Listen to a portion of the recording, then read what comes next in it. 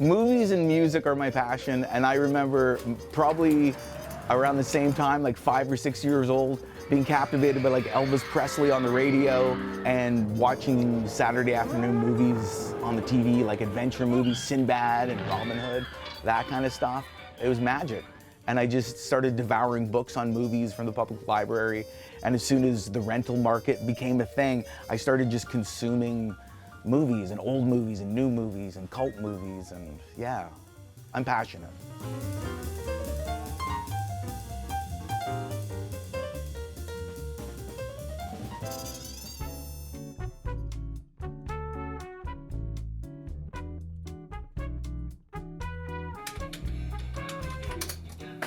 I honestly believe a video store is an important thing to have in a town, especially a town like Victoria that's an artistic town. It's a university town. I consider film art.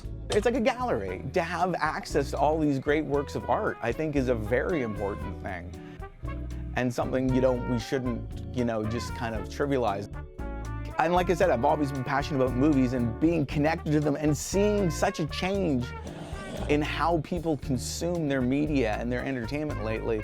It makes me want to hold on to this more and make sure this kind of thing survives. It's a community thing, and it is a social thing, and it was part of most people's weekend. On Friday or Saturday night, you would go to the video store, kids would get to pick a movie, mom and dad would get to pick a movie, or it's your first date, you try to decide what to watch. It's a bonding experience, and that has definitely been lost, but I see more of that coming back. There we go. We'll see you next week. Thank you. There's still people who want that old way, or who want to introduce their children to that way, let's say. Okay, we got our treasures. Or just bring something back that's a little slower and a little more socially minded, I think. It's mind-blowing when I sit back and I think about that. I have like this gigantic collection of art and films that I only read about as a kid. I think that's amazing. And then I get to share those with other people, and I get to expand people's horizons as far as art and cinema goes.